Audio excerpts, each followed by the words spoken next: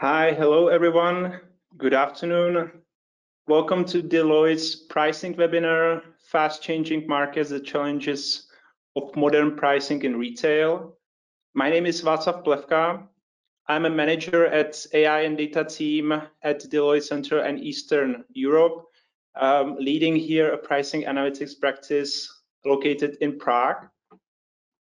Today we're going to talk about pricing in retail. And we would like to specifically focus on the main challenges that arise from the current market situation. We are all aware of rising prices. This is the topic that has been in the media daily in the last months. We see unprecedented decline in confidence in economies across Europe. I think we can already conclude on changes in the consumer behavior. People are worried, less certain about the future, and the same holds for the organizations. This also means that consumers are becoming more price sensitive, opting for cheaper products, private labels, in some instances, even postpone their investments. I have prepared for the beginning some nice demonstrations of what we can actually see in terms of the prices. Here you can see two examples. Both can be actually considered as essential goods. See the bread and capsule coffee, and on the bread is relatively straightforward. You see how the price is actually rising. This is the change of the prices over the course of the last 2 years, and something about what you would expect. On the right hand side, you see a capsule coffee. Here we see perhaps some EDLP and the prices being, or the product is being actually quite regularly priced at some promotion. We also see that the bottom red line that goes across all the months, which signifies the margin that is protected. This is something that you would expect. Slightly different, it will be the situation when it comes to the non-essential goods. You see here an example of perfume. I got this data just yesterday. The products are just exemplary, but I think it just shows that retailers could go fancy with their tactics and the strategies, how to actually set up the prices. As you can see that the prices oscillates and actually changing. But for all those products, you can see that the trend is quite the same. Prices are rising. And today we know that changing prices too often, nudging the prices, and the similar tactics can be harmful. Instead, I think the aim should be to build a trust with customers, which will later project into their loyalty. The key here is to understand the customers, intelligently differentiate the portfolio in terms of the price mix, being customer-centric, understand what are the KPIs that drive the top-line growth. What are the products which can be set more expensive without harming your market position or financial performance? Understanding the elasticity of a demand, but also the other factors which might influence the sales and the performance of the particular products and categories. So today we will explore these topics from different angles. We will not only talk about pricing strategies and pricing analytics, but we will have 360-degree view on it. I have invited several Deloitte experts from different areas, which will help us to complete the picture on these pricing challenges. So I will just briefly introduce them one by one. Today we have with us Stefan Ivič, who is a partner, also AI&Data lead for Deloitte Center and Eastern Europe. Stefan has a big experience from the retail industry before joining to Deloitte. He worked in Canada for some of the biggest retailers, and he has also past experience with retail projects under Deloitte. So I'm very happy to have Stefan today with us. We have Pavel Milička, who is my colleague from the Prague office. Pavel is an AI specialist lead. Pavel is my go-to person where we want to dig in deeper into AI-related topics, optimization, and all those mathematical and technical stuff. We've been working on many pricing projects in past, so I'm happy Pavel has joined us today. Wojciech Janik is a manager from Tax&Legal. We've been in touch with Wojciech through some topics of competition law. He is very acquainted with the topics such as Omnibus, so I believe that Wojciech will be of great benefit for today's discussion. And finally, we have Václav Franče with us, who is an economist sitting in Prague's office, and I'm pleased to have someone with this outlook on what's actually happening on the markets. Before we will jump into our conversation, we have prepared a poll question to you. So I would like to ask all of you, please consider, do you consider moving towards advanced pricing using the AI and machine learning techniques? Please select one of the answers that you see on your screen. Maybe you are one of those fortunate organizations that are actually using already such techniques. Maybe you are one of those that are actually already in a process of adoption. We in Deloitte, we are actually working with clients that are in the process. So they are just at the beginning, they are in say stage of consideration because they see the opportunities and they also see what their competitors are doing. D is if you don't consider it at all and maybe you are here to just get an inspiration because you want to see what is possible. Quite frankly, I'm always saying that there is nothing like one size fits all. So if you are just in a process considering how should I improve the pricing, there is no one simple magic formula that will work. And we are actually interested to hearing from you where you are heading to. So let's see what are the results. You should see the results by now.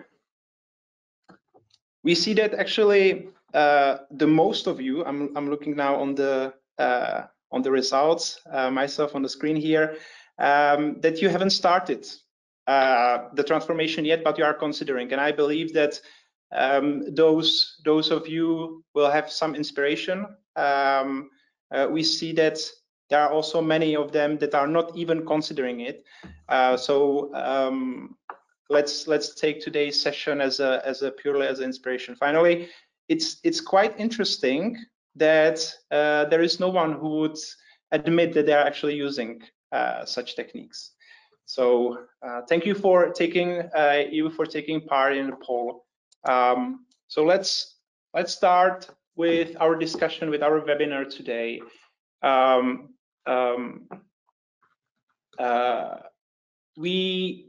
My first question is actually, Václav, for you. We've seen the prices have been dramatically rising the last year. My question is, does it mean that we have already reached the peak of the inflation? Well, difficult question, but I would say that we are currently approaching the peak of inflation. But let me elaborate a little bit more on this question. What we see currently now is that inflation it skyrocketed in this year, and it reached the maximum in decades. Inflation currently is the highest since 70s, since the oil shock. And the predominant factor that caused this spike in inflation are prices of energies. But my point is that despite prices of energies are the main factor, also prices of other goods like foods, prices of goods, even prices of services are rising incredibly fast, much faster than just a year ago. So what I want to say is that the inflation that we are currently experiencing is not only a temporary thing that will disappear in a year or two. Well, we are seeing a rather temporary phenomenon that will stay with us maybe for years, maybe even for the rest of this decade. And why do I think so?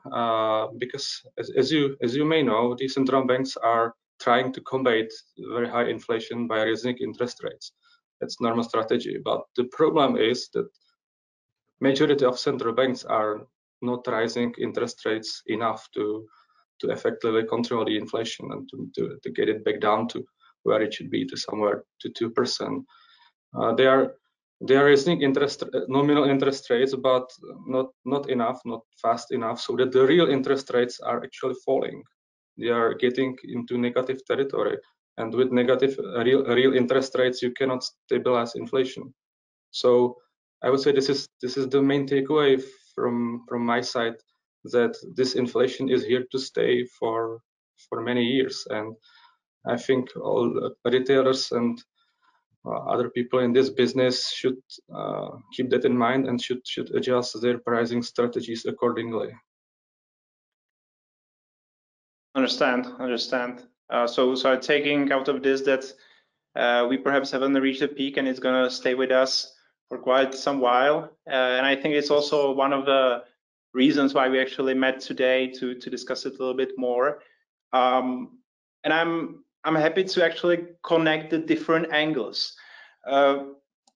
Wojciech, talking about pricing, and due to these challenges that Václav has just mentioned, businesses using the pricing and marketing strategies, and in my opinion, is getting a little bit more complex, often prompts vendor to look for more effective, say, non-standardized solutions. Yeah.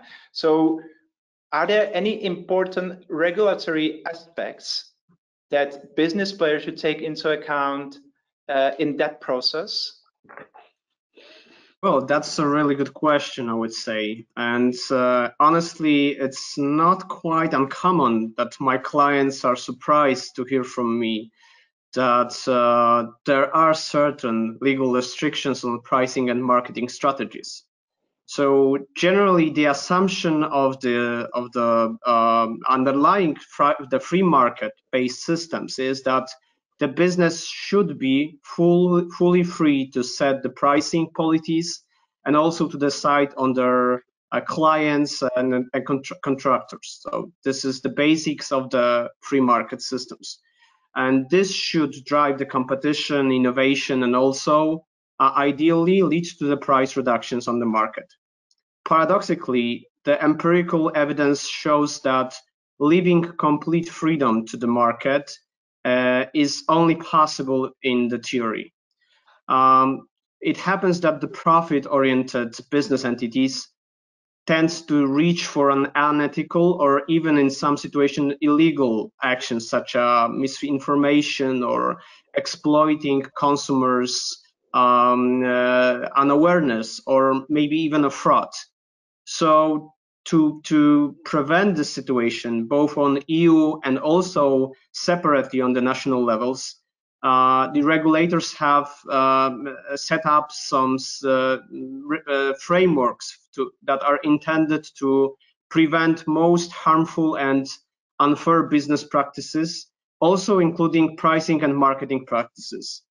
And this obviously creates problems not only for dishonest entrepreneurs, but also for normal entrepreneurs, because to be able to follow the dynamic changes on the market, regulators adapt each new regulations for the business. And given the pace of these changes, businesses may be even acting illegally without knowing that they do not follow new regulations that was introduced. And when we speak about the price regulatory framework, there are two main areas of the law that would regulate this matter. So on one hand, we have competition law, which is obviously intended to regulate the companies to act independently of each other and not to go into illegal collusions such as price fixing. What's maybe not popular information is that it not only covers the horizontal cooperation between the entities, so between your competitors, but it applies also to vertical relations. For example, In distribution systems, we have something called the resale price maintenance clauses, which basically sets the price between the manufacturer and its distributor for certain products. And this is also covered by the competition law regulations. We have also regulation that applies to certain entities that have dominant positions, which restricts predatory pricing, or also practices like a price discrimination. And on the other hand, we have consumer protection regulations. And this is clearly intended and oriented directly to secure consumer rights. And here we have many regulations. Some of them applies to specific products and have obligation of for price information requirements, some restrictions on the promotions. Also, some regulation targets misleading practices like frauds or unfair competition statements. And what's probably will be most important in the next months and weeks, we have a recently newly introduced Omnibus Directive, which should be adopted in this year in all European countries that have many regulations restricting the business freedom and applying to the pricing strategies. Mm-hmm. Thank you for this. I think the attendees to this webinar are actually heard this term omnibus. I'm just looking forward to continue in this discussion. Before that, I would like to also invite all of you who are with us today. If you have any question that you would like to ask any of the speaker here, please use the chat and ask the questions. We will have some time at the end of the webinar to answer as many of those questions as possible. But for now, let's continue in a discussion. Stefan, I would like to ask you, in these circumstances, we see that the economy is facing those unprecedented, say, situations, and we have all these new regulatory challenges that coming. So what should be the priorities for companies in terms of pricing? Yeah, thanks, Václav. Definitely, as Wojciech mentioned, understand the regulations and what's in the realm of possible and legal to do in terms of pricing. That of course is important to stay within those bounds and controls. But there's lots of flexibility and room where you can start to play with pricing to drive and predict human or consumer behavior, to start to think about what drives perception of pricing, and then also to start to think about how your category strategy needs to evolve and shape in order to really understand and define what are your differentiators, what are you competing on. Because in absence of value, price is always the key component that drives consumer behavior. So if you're thinking about, am I competing on price? Am I competing on, customer experience? Am I competing on convenience, on breadth and depth of assortment or quality of products? You start to kind of think about where price starts to play an important decision factor in terms of what earns your customers' visit, and then what drives the purchasing behavior once they're either shopping either online or within the store. But I think all of this starts with customer centricity, and what that really means. It's a term that's really bounced around quite a bit, but it starts with understanding your customer at a very personal level. So either at a micro segment level, or even in certain areas with the availability of cloud computing and AI and machine learning, you're now starting to be able to understand customer behavior at almost a one-to-one level, to really understand what drives their behavior, what do they value, what brings them back, what types of products are they buying with you, and then what makes them tick, what makes them change behavior in order for those patterns to start to change. I think it's important to truly understand what they value, what are they willing to pay more for. Some cases it may be convenience, and there's an example of a cosmetic retailer that was piloting, a cosmetic retailer, Sephora, piloting a convenience play, really. They were doing a 2-hour delivery within the same day and charging customers €5 in that downtown core that was found by a certain geography. And they were starting to understand will customers pay more for convenience and for the last mile to be something that will not force them to drive into the store or make that trip? And obviously this was done during COVID, so it was quite successful in certain areas, and in other areas less successful. But it's really what this enables you to do now is collect a lot of data points to really understand and be able to sense what your customers are willing to pay for, what will drive their behavior, and then now start to adjust and build some agility within your organization to be able to respond to those changes and behavioral aspects of what you're able to drive through pricing. So I would say understanding your customers is hugely important, and I think everything starts with that. Understand what drives the price perception, because if you kind of look within the community of people that you know and understand, and you look at your customers, there's usually 5 to 10 products that really are key in terms of determining each individual's price perception. I may go to a certain store because I perceive it to be priced right for those 5 items that really drive or earn my visit to that particular store. Understanding what that looks like and being able to properly adjust your pricing strategies and incorporate that into your category strategies to understand how they need to be shaped based on your customer understanding of your customers at an individual level is becoming hugely important. Also, understanding what your competitors are doing is also hugely important as well. If you think and your competitor across the street ran that promotion a week before you can expect to have softer Thank you for demand. this, and I agree, and it just. Sorry, apologies, Václav. Are you cutting in? Mm-hmm. Yeah, I had some difficulties hearing you, so if now we're having a little trouble hearing you. Are you? Is it better now? There should be. Yes. It's better. Sounds good. Sorry. Okay. My apologies. Just to wrap this up. So as I said, knowing what your customers, what drives their perception, what drives their behavior is important. Building agility to be able to sense and respond is becoming super important. Data plays a huge role in that. Understanding what your customers are doing, what your competitors are doing, using price scraping mechanisms or having the ability to collect the data in terms of your competitors' pricing is super important as well. And lastly, understanding what your strategies need to be across different channels as well, because they all have different cost components and therefore different profitability implications as well, and really being fine-tuned to understand what types of behavior and perceptions can you drive across different channels.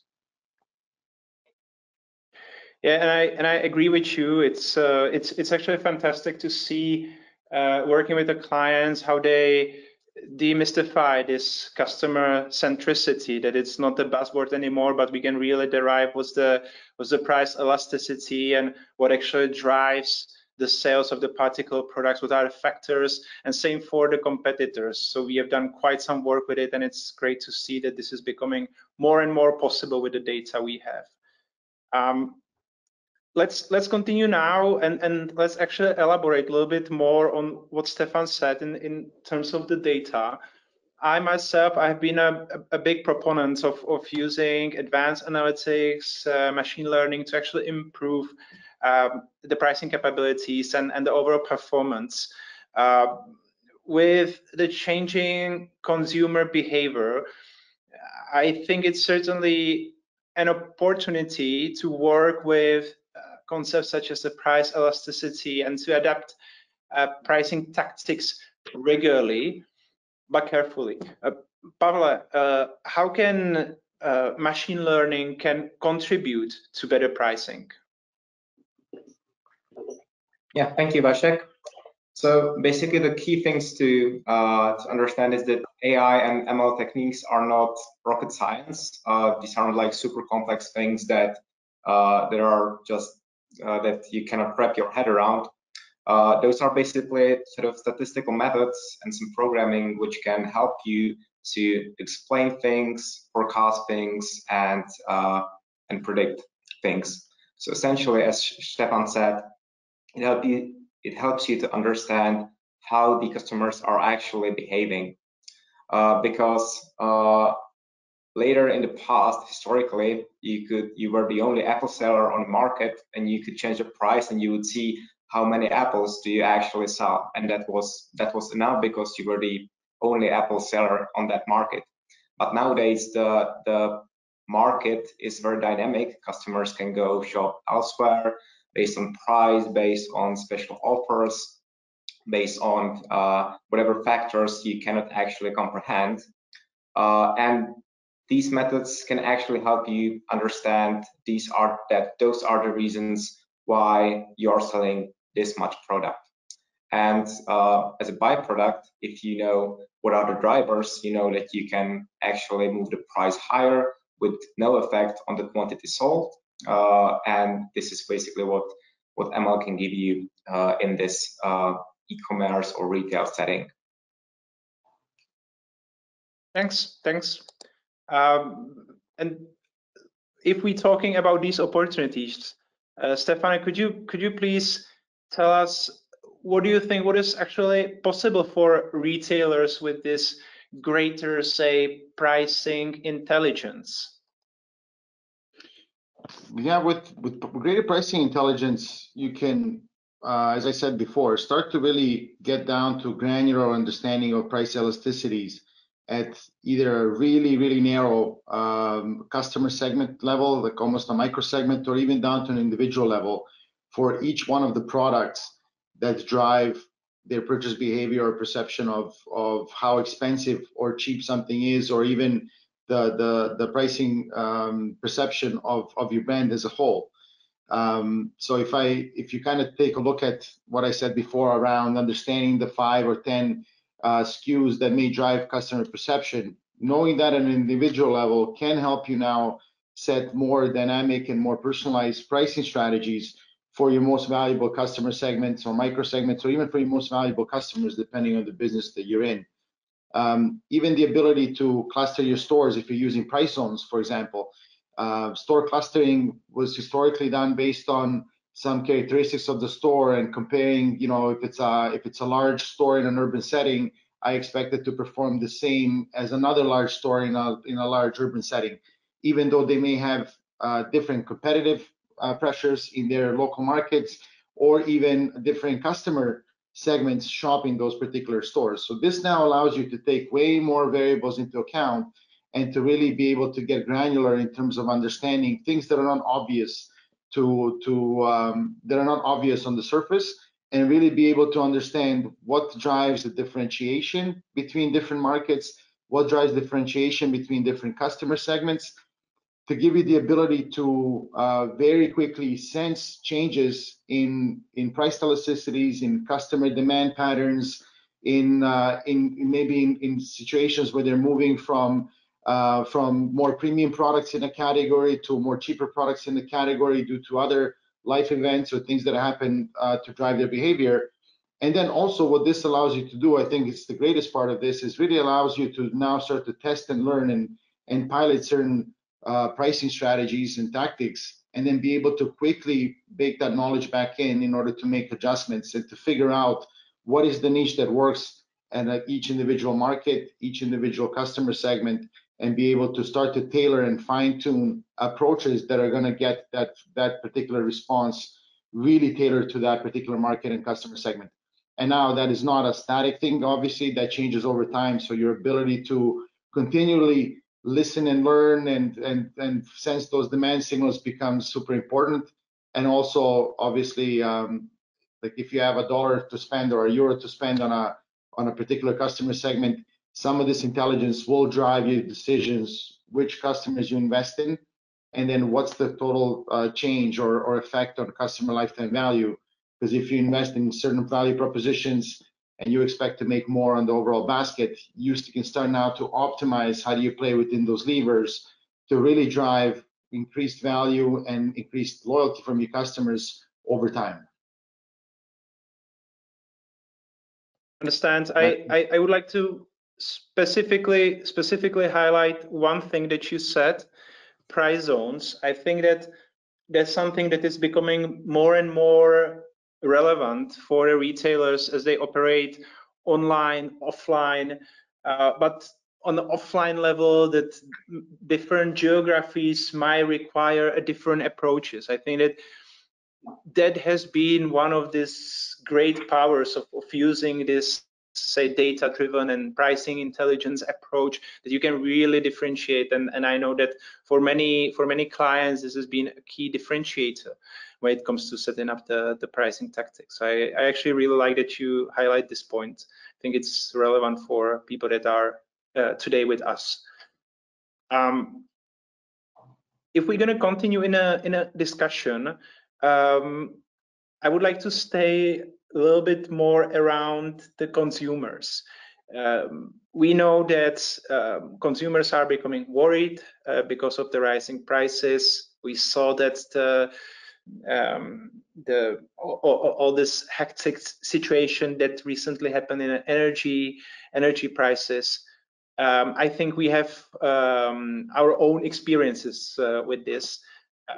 Václav, is this, say, price consciousness the only impact on consumers that we see? Well, I would say from economic point of view, there are two types of consumers, and they react quite differently on price changes. The first type of consumers, it's majority of, it's like 80% of consumers, they do not have almost any spending.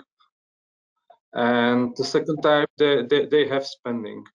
The first type, when we see inflation like today, it causes their real disposable income to shrink, and they have to reduce their real purchases significantly just to have enough money for spending, for living.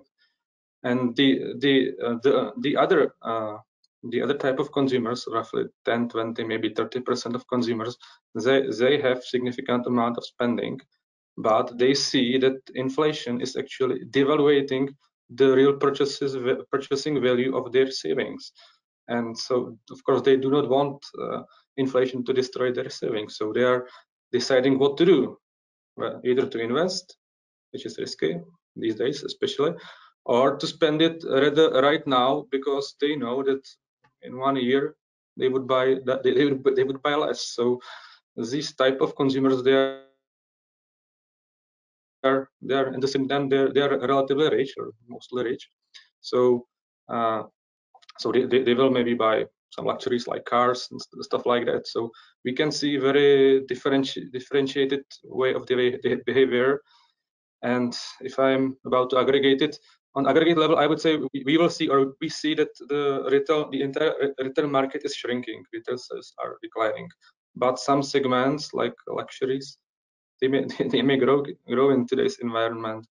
Maybe a little bit counterintuitive, but different consumers react differently to the current inflationary environment. I think that from my experience, a lot of organizations are actually working on some clustering of the customers and having a certain types of customers according to their purchases, according to the historical sales, if they're running the loyalty programs, or if they're running sales online, so they can identify those. I think it's actually interesting to map those on what you said, that there are these two groups and that they're going to behave actually quite differently because of the impact of the prices. We heard today actually all those great benefits of using greater pricing intelligence. I think it makes way more sense now than before, considering all the circumstances to considering such techniques. That being said, I think many companies are still behind when it comes to using machine learning for pricing. It's a paradoxical situation when we see how much companies invest and actually advance already in marketing. They have a great marketing tools, different technologies, but still missing on that lever that directly influences their shoppers, the price. Pavel, why do you think that modern retailers to a large extent haven't incorporated machine learning into their pricing practice? So there actually might be several reasons for that. One of that would be that it is just out of their eyesight, maybe because it's not taken as the core of their business, right? So it is a tool that can help you greatly, but essentially you can work and live and probably even profit just fine without it. And the other thing is that it has some pre-requirements. So you need to have the data collected already. So you need to have databases set up, analytical platforms, and stuff like that. And also, and what is probably a bit scary is the uncertainty, which always come with these analytical use cases, because we experience it ourselves when you're trying to commit to a pricing project or to try to make steps towards data-driven decision making. You need to kind of let go the control and give some of the control to the actual machines, and that is hard for the clients. So usually what works, at least for us, when we try to help our clients, is to make small steps to pace it in time, so they would not get like a huge mystery box, but they can learn to trust the thing in the process. Yeah, I agree. I agree. I think that this as you said, mystery box, black box that is actually doing the magic. That's really something that I think most of our organizations don't want to. They want to understand what's happening. They want to have a control over it. And I think what you said with having a trust or maybe being brave to move to say AI-based solutions, that it will take some part of their work. I think that this is required. So it might be related to some cultural change or the cultural shift. But I think it's important to highlight the fact that there's hardly going to be a situation where the machine will take over. I think that's something that I would like to highlight from what you said. It should be rather that these tools are actually supporting the pricing practice. That's important too, and the key message here. Before we're going to continue in our discussion, I would like to invite all attendees to continue asking the questions in the chat. And we have also the second poll question that we would like to share with you and hearing your opinion. So by now you should actually see the question. So we would like to actually hear from you. Where do you see the biggest obstacles when adopting the advanced pricing techniques? And we try to come up with some typical answers, things that we often hear. One would be that the data and say the IT systems, the landscapes are not ready for it, not suited. This is very often we see and hear this problem. There could be uncertainty about the business case. So if I'm gonna commit to pay for such solution, does it bring the benefit? May I believe that in my business, for my customers with my products, does it deliver the value? Sometimes it's about the processes, especially this could be the case if you want to implement or integrate some offshore solution, because it could be on the first side, it could be cheaper, but then you need to make sure that all the processes, and this is not only pricing, but also logistics, IT, etc., are actually aligned with it. Insufficient capabilities for the development and maintenance. Are your people actually ready for it? And maybe there are other reasons. So let's see what are the results of your voting. So I will get the results. We see actually quite nice distribution.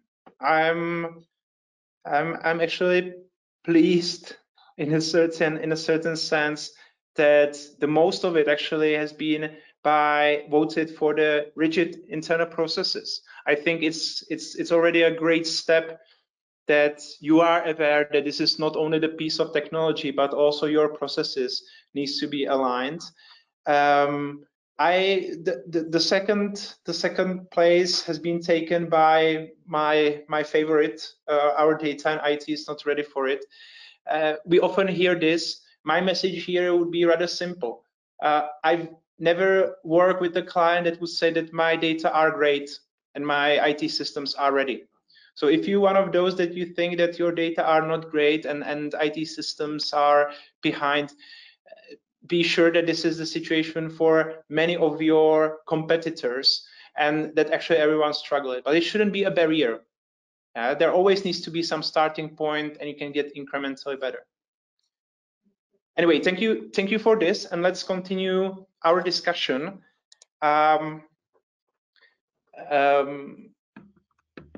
Maybe let's think about what we have just seen in the poll. Stefan, according to your experience, what are the typical pitfalls for companies which want to advance in a pricing practice? And do you think of some example of patterns which should our listeners consider? Yeah, I would say what I see often be a pitfall is thinking that technology can solve it all, buying just a tool or a pricing solution and implementing just like an off-the-shelf version of that and thinking that that will solve for everything that you need. There's limitations to that. I would say there isn't a best practices approach that's bulletproof for something like pricing.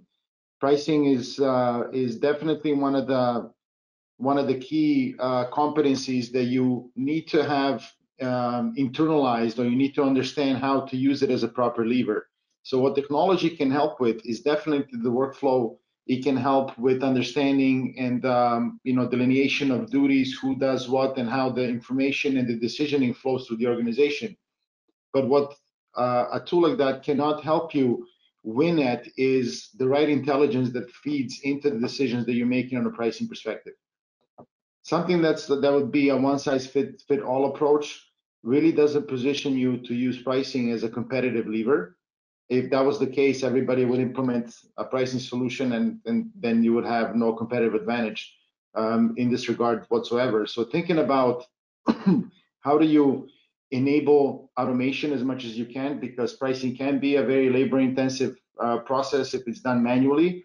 Having the workflow enabled through technology and the tool that will allow you to actually be more efficient and be able to both sense, when you need to change pricing and be able to get more granular and potentially dynamic and personalized in your pricing approaches, but not thinking that technology is the only thing that you need to solve.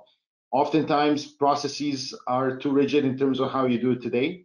So having an approach where you're thinking about what should it look like and divorcing yourself from the current state often does help get through that a bit. Having the right skill sets, both on the business understanding side, functional in terms of pricing, regulations, compliance, things on that front, and as well as the skill set to be able to tie that into the impact on your consumer behavior and how it's going to drive your category performance, but also being able to have the right people that can get the right data to the level of quality it needs to be, that you govern data in a particular way, and then you're able to apply some of the more advanced algorithms to drive input into some of those critical decisions that you're making on pricing is super important.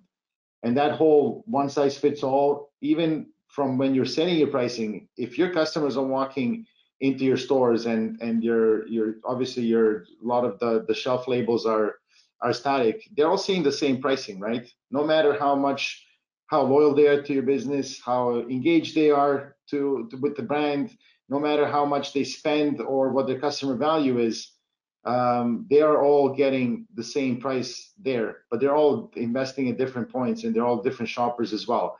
So think about how you can start to sense and be able to respond to those differences and think about what types of customers do you want to invest in, and what types of customer segments you want to grow versus shrink, based on how profitable they are to your business overall. Yeah, and I think it actually aligns very nicely with the answers what we have seen in the poll. I think it's quite well what we've seen from the attendees. Wojciech, to make the picture complete here, we shouldn't forget about one of those major changes, and you have already announced it, the directive, also known as a Omnibus. How does it actually influence the companies, and where do you see the biggest risks? I'm really glad that you're asking specifically about this regulation, because it is the biggest revolution in the modern consumer protection law since, I would say, the introduction of the right to the withdrawal from the distance contract that was in 2014. So we may already say at this moment that Omnibus Directive will have enormous impact on all players engaged in business to consumer relations, especially to the entities that are operating in a business environment, online business environment. The scope of the upcoming changes is very extensive. And if any of you attended to some kind of Omnibus webinars or maybe read about this, you are already aware that to adapt to these new regulations, business will not only have to review the terms and the condition of the contracts, but also they have to review their pricing processes, transparency practices, or even the method of protecting the consumer personal data.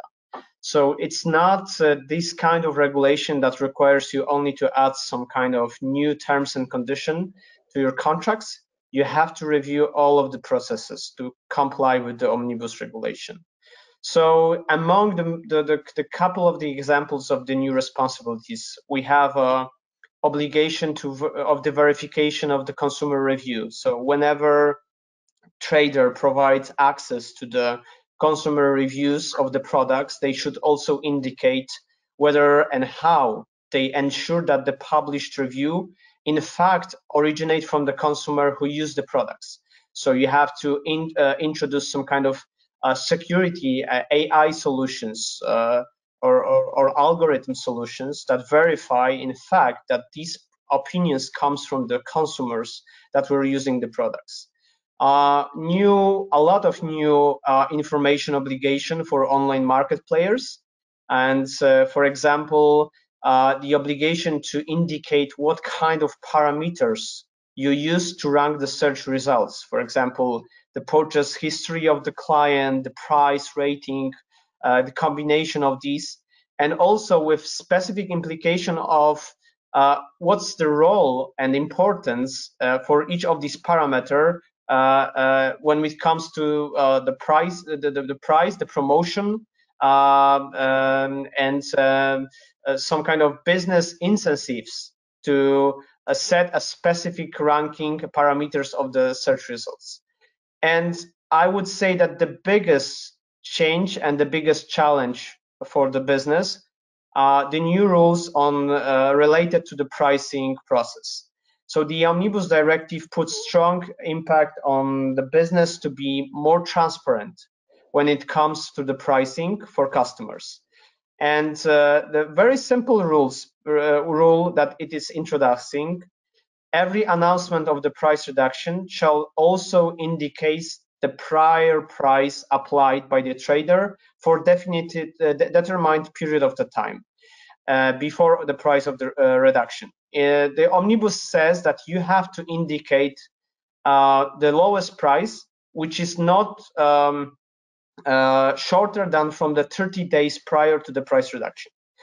And to show you, to be able to visualize this implication, I prepared this two examples. What's the different situation currently without the Omnibus regulation, and what will happen once we introduce the Omnibus rules. So the first example, we have one price for the product that was used between the 1st September and 31st October. It was 220 euros. On 1st November, we raised the price to 300 euro, and then the next day we do the promotion to 200 euro. So currently we can present this as a 33% discount from 300 euro to 200. When we will have to follow the omnibus rules, we would have a legal requirement to inform that the earlier lowest price within the last 30 days from the promotion was 220 euro. Then we have present the price reduction with the reference to the earliest lower price. So it will be not 33% of the discount, but the discount will be less than 10%. And then if we want to refer to any other price than the lowest price from the last 30 days, we would also have to clearly indicate this comparison and explain to consumer what is the price that we are referring to and how did we indicated this price. And this is a clear example, but let's see on the second example that we prepared, which is also used by in the e-commerce mostly when we speak about some electronical stores, retail stores. So we have multiple promotion between 20 days. The price for the products varies from 60 euro to 79.90. And we have multiple promotion, and then the last price is 75 euro. On 21st September, we want to do the discount, 10% of the last price. So it's 67.50. Right now, we can clearly indicate that this 10% discount. But in the omnibus framework, the last lowest price will be 60 euro. So this last lower price will be in fact lower than the price that we have right now during the promotion. So this clearly forces us to consider whether this kind of the promotional activity in fact will be effective and profitable for the consumers, right? Because the consumer will clearly see that this is not a promotion because the earliest lowest price was lower than the price that we are currently indicating. So it's not only a rule that we may omit and not follow. The Omnibus Directive have introduced sanctions for not following this regulation. So this is also something that we should be aware of. Every country has to adopt its own regulation, but the Omnibus Directive proposed that it would be at least 4% of the trader annual revenue. So this is the maximum level of the sanctions for violation of the Omnibus Regulation. And in case that the entrepreneur had not had any revenue in the recent year, it will be around at least the maximum level will be 2 million euro.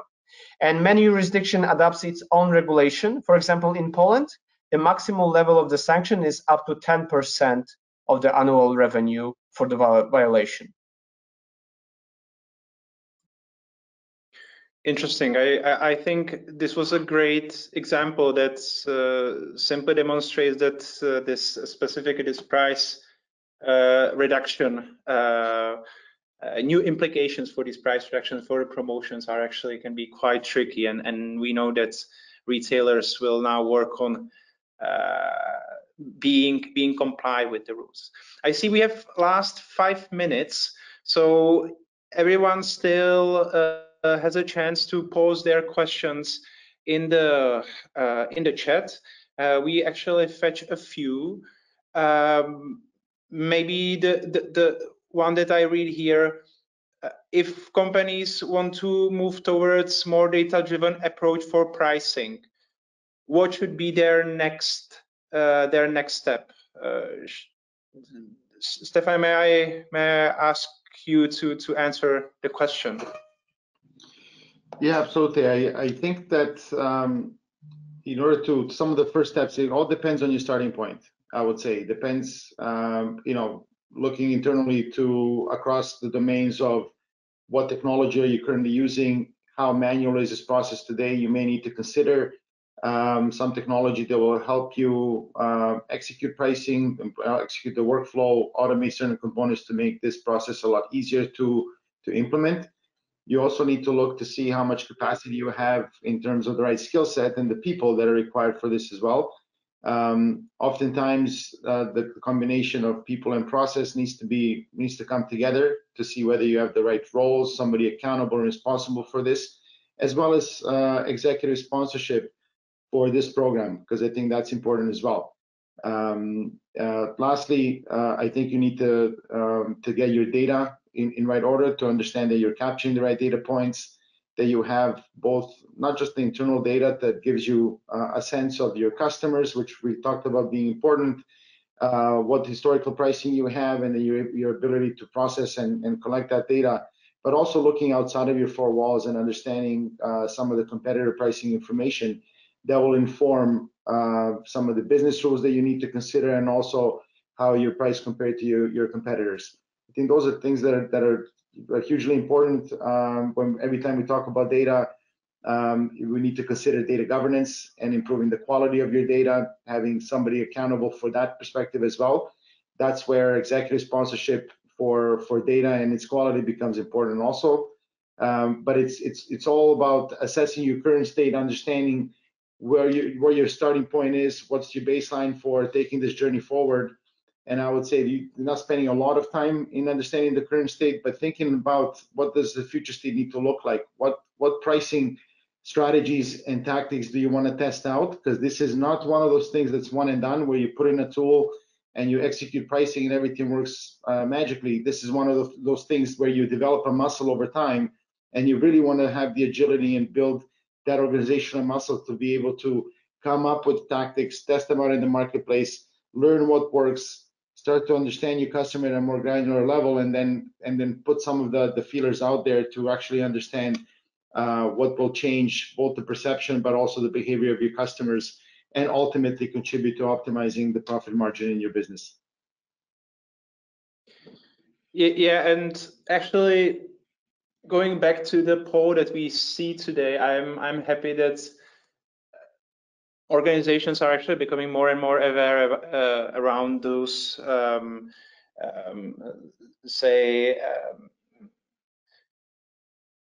weaker points that they have, and maybe the areas that they need to improve, because this should be really the first starting point. And as you said, pricing is not the thing that's is just like one-off activity. It's going to be continuous. It's going to be transformation at many areas. That's I think quite important to realize that this is not a small project, not the incremental step. This is really a huge leap towards being more data-driven, bringing the results, but also something that is going to certainly require efforts on from the multiple teams.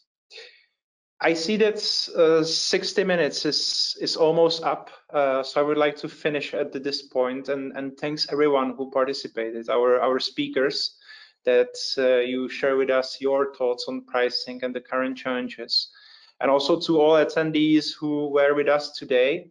I hope that you found some inspiration and heard some new things. We all will be happy to stay in touch and maybe discussing with you after. What are the things that you consider with pricing, and how do you actually see the challenges and how you cope with the challenges of pricing under the current circumstances? So thank you all, and enjoy the rest of the day. Bye. Thank you. Bye. Okay, bye. Thank you.